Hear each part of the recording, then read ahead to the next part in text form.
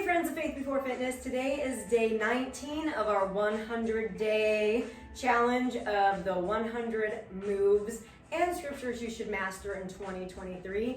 Now if you've been following this closely, you might be wondering what happened to day 17 and 18. Well, I just got way too busy to film day 17 and 18. And this is what I try to tell people when they make a New Year's resolution or a challenge, or you try to do a program that's like 30 days and you miss a day or two. Some people are such perfectionists that they let this get them down and they feel like they have to start the whole thing over again because they just missed a couple days. Well, I'm not gonna go back and pretend like we didn't miss those 2 days and try to redo them. We're gonna move on. We're just gonna move on. We missed 2 days, but hey, we're still here. We're still in it to win it. And you don't need to let 2 days get you off track and make you stop everything. The same thing goes if you're doing a 1-year Bible reading plan. Some people will do that and they'll do really good for the first month and then they miss a couple days. And then they try to play catch up. And then it just starts to snowball and it starts to get to be too much and they can never catch back up. So instead, just give yourself some grace. Move on, and maybe next year you'll get through the 2 days that you missed, but don't let 2 days keep you down because it happens to all of us. What matters is consistency and persistence and just the will to get it done. Anything can knock us off our horse, anything can get us down. And missing 2 days can get some people down, but don't let it get you down. Keep on going. So today, this is gonna be one of our most important days because just as the hinge is the most important move in exercise, John 3:16 is one of the most important verses in a Christian's life. So John 3:16 says, "For God so loved the world that he gave his one and only Son, that whoever should believe in him will not perish, but have everlasting or eternal life or live forever." However you want to say that. Live forever, eternal life, will not die. All of those things are awesome. So that's why we as Christians believe what we believe. We believe that Jesus came and took the place of our sin so that we will be able to go to heaven and live an eternal life in heaven with him. So just as John 3:16 is the most important verse, hinging is your most important thing you can do in your fitness program. So if you want to have better gains, if you want to have less injuries, if you want to be able to lift heavier, you need to hinge properly. And I see it all over the gym every day. People are not hinging. So if you take anything away from these 100 days, learn the hinge, okay? And another thing is, I think that I named this challenge wrong. You don't need to master 100 exercise moves. You can master maybe 12 moves and have a completely awesome workout program. So what this is more going to be is mastering techniques or skills or exercise tips. So a hinge isn't actually an exercise, but it is the foundation for many of your exercise movements. So when you hinge, the hinge has to start from your hips. And so what I see people starting their hinge with all the time is their upper back, and they're doing this kind of thing. So if you're doing this kind of thing, you're not hinging. You are bending over in a very unsafe way. So what you want to do instead is put your hands on your hips. You are going to push your hips back, and you want to keep a completely straight line from the top of your head to your tailbone. So there's many mistakes I see here, and I did a lot of these mistakes on my own. And if you go back to some of my very beginning videos, you'll see that I used to hinge with my head up like this because I thought that was the proper way to do it. But if you take a look at my spine, I'm not having a neutral spine like this. So what you need to do is push your head down so your forehead faces the floor, and now you can see we're in one straight line here. So really all you need to do is practice pushing those hips back and coming back up.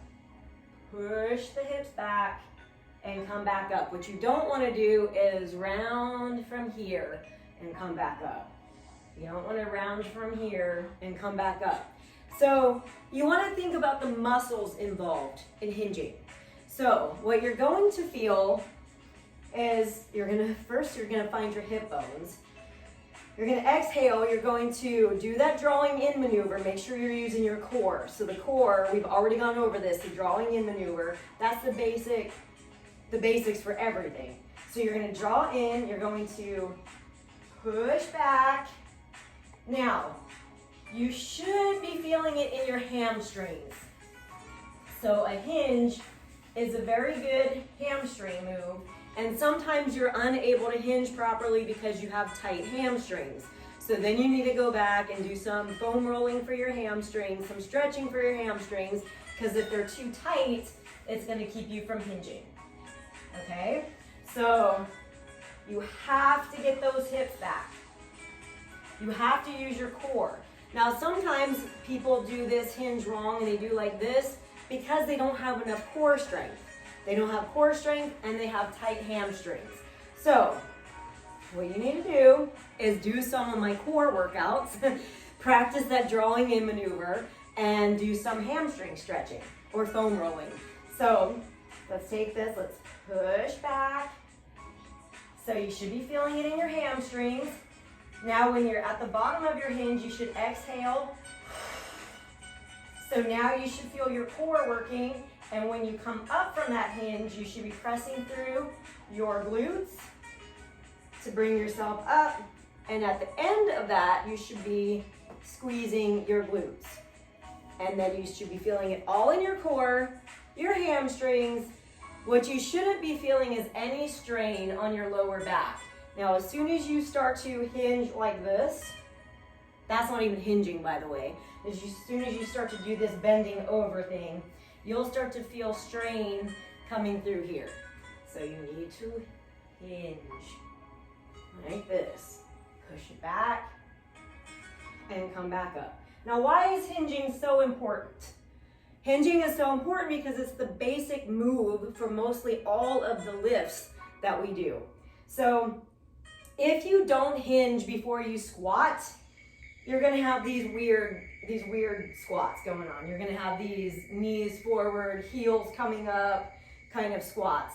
But if you hinge yourself back first into your squat, then you're getting yourself into a proper squat. You can see that now I'm trying to keep this one straight line from the top of my head through my tailbone. I wouldn't be able to get into that position if I didn't hinge before I squatted. So if I didn't hinge before I squatted, here it is. And that, now my heels are up. There's no way to keep my heels down if I didn't hinge before I squatted.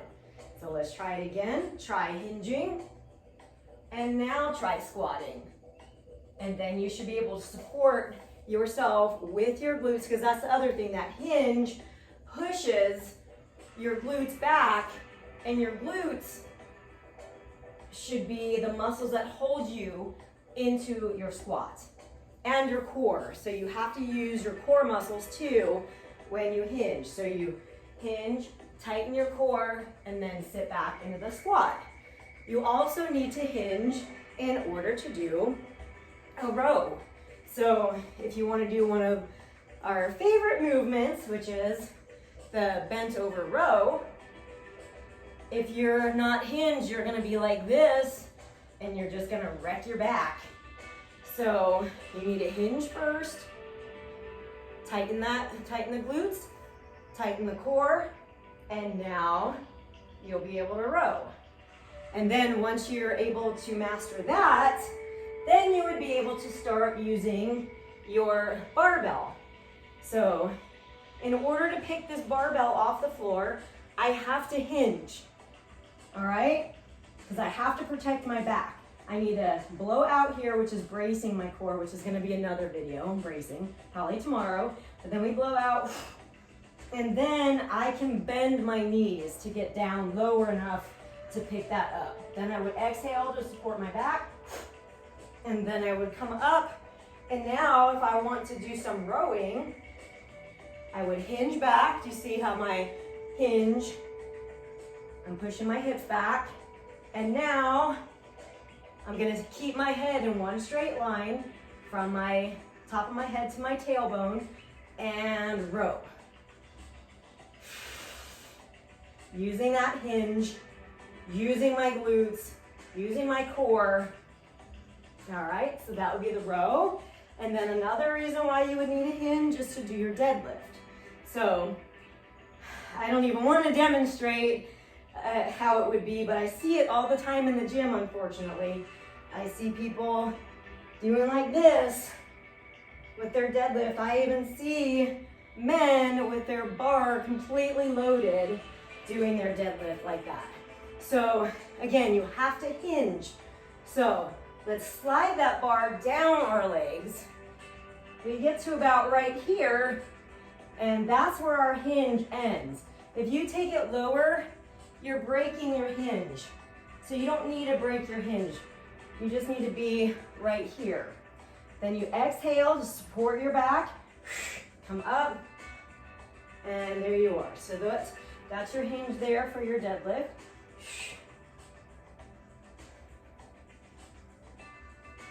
All right.